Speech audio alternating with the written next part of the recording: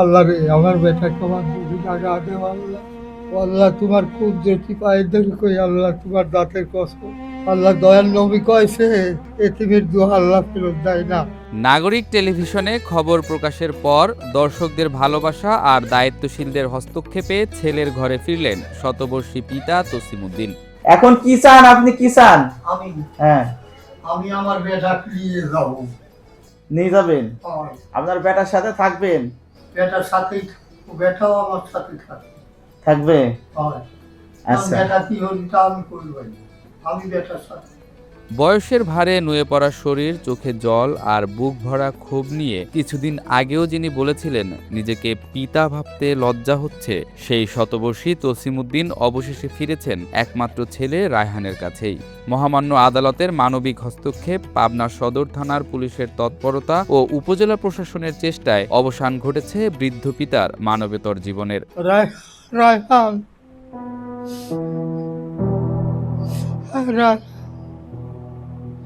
ও রায়হান, কোনে বাপ তুই? বাপরে তুই কোনে? কোনে?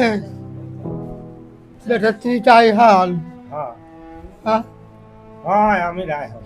কেহানে কিভাবে আইসাও? পুলিশ ধরে নিয়ে আসে আমার। পুলিশ? হ্যাঁ, কে? তুমি কেস করেছ বলে। আমি কেস করছি? হ্যাঁ, আমি কেস করবো কে? তা তুমি জানো আর পুলিশরা জানো? আমার কেস করি, আমার আমার নাম হচ্ছে কেস করি। হ্যাঁ, চলেন আমি সেখানে যাবো। যাই। আমি সেখানে যাই অফিসারের কাছে। আমার যা লাগবে। আমি দুঃখী পড়িয়ে চলে আইছি, আমাকে জোর করে ধরে নিয়ে আইছি। কেন আইছি? আমার বেটাকে আমি নিয়ে যাবো, আমার বেটাকে আমি নিয়ে যাবো, আমার ঠেহাই কি ডারে? হ্যাঁ, দেরি আছে, দেরি। হ্যাঁ, যাওয়ার দেরি আছে, ওর নামাজ পড়ে গেছে, নামাজ পড়ে আসতেছে। একমাত্র ছেলে তাড়িয়ে দেওয়ার পর কৃষক হেলাল ও চায়না দম্পতির বারান্দায় আশ্রয় নিয়েছিলেন তসিমউদ্দিন। তীব্র অপমানে শতবর্ষী এই বৃদ্ধের কান্না থামছিল না কিছুতেই। নাগরিক টেলিভিশনে নিজেকে পিতা ভাবতে লজ্জা হচ্ছে শতবর্ষী তছিমের এমন শিরোনামে নাগরিকে প্রতিবেদন প্রকাশের পর মুহূর্তেই তা সামাজিক যোগাযোগ মাধ্যমে ছড়িয়ে পড়ে, নাড়া দেয় লাখো মানুষের বিবেককে। আমি আমার বেটার যদি আমার মুখে ফিরে পাই, কাজে আমি লাশ খাই।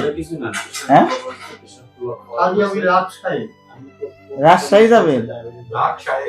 আপনি লাটসাহে? হৃদয় বিদারক এই সংবাদটি এড়ায়নি পাবনার সিনিয়র জুডিশিয়াল ম্যাজিস্ট্রেট মতিউর রহমানের চোখও। তিনি স্বপ্রণোদিত হয়ে নাগরিক টেলিভিশন পাবনা প্রতিনিধি আলাল উদ্দিনের থেকে বিস্তারিত খোঁজ নেন এবং আদালতে একটি মিস মামলা দায়ের করেন। ফৌজদারি কার্যবিধির ১৯০ ও ১৫৬ ৩ ধারা মোতাবেক উপজেলা নির্বাহী কর্মকর্তা, ওসি এবং নাগরিক টিভির প্রতিনিধিকে নিয়ে গঠন করা হয় ৩ সদস্যের তদন্ত কমিটি। আদালতের নির্দেশে দ্রুত মাঠে নামে পাবনা সদর থানা পুলিশ। ঈদের দিন রাতে গয়েশপুর ইউনিয়ন থেকে পুলিশ হেফাজতে নেওয়া হয় ছেলে রায়হানকে। কিন্তু পরদিন সকালে থানায় এসে যখন বৃদ্ধ পিতা জানতে পারেন তার ছেলেকে পুলিশ ধরে এনেছে, তখন অতীতের সব ক্ষোভ ভুলে বাজান বাজান বলে চিৎকার করে ছেলেকে বুকে জড়িয়ে ধরেন তিনি। সৃষ্টি হয় এক আবেগঘন পরিবেশ। তুমি দয়া সাগর আল্লাহ, তুমি দয়া করে আল্লাহ, আমার বেটাকে আমার বুকি দেও আল্লাহ। আল্লাহ রে, আমার বেটাকে আমার বুকি টাকা দেও আল্লাহ। ঈদের পরের দিন তুমুল ঝড় বৃষ্টির মধ্যেই বাবা ও ছেলেকে আদালতে হাজির করা হয়। শুনানিতে আদালত রায় দেয় প্রতি মাসে পিতাকে ২৫০০ টাকা ভরণ-পোষণ দিতে হবে, নিয়মিত দেখাশোনা করতে হবে এবং বাবা যখনই চাইবেন তাকে সসম্মানে নিজের কাছে রাখতে হবে। আদালতের কাজ শেষ হতেই যখন বিদ্যুৎ চলে যায় তখন দেখা যায় এক অভূতপূর্ব দৃশ্য। নিজের ভুল বুঝতে পেরে সেই ছেলেই পরম ভালোবাসায় শতবর্ষী বাবাকে কোলে তুলে নিয়ে অন্ধকার সিঁড়ি বেয়ে নেমে আসেন।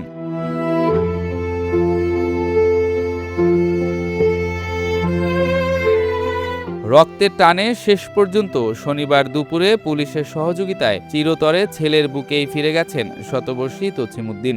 নাগরিক টেলিভিশনের একটি সংবাদ আর প্রশাসনের মানবিকতায় একটি ভাঙা পরিবার আবার জোড়া লেগেছে, যা হয়ে থাকবে সমাজের এক অনন্য দৃষ্টান্ত।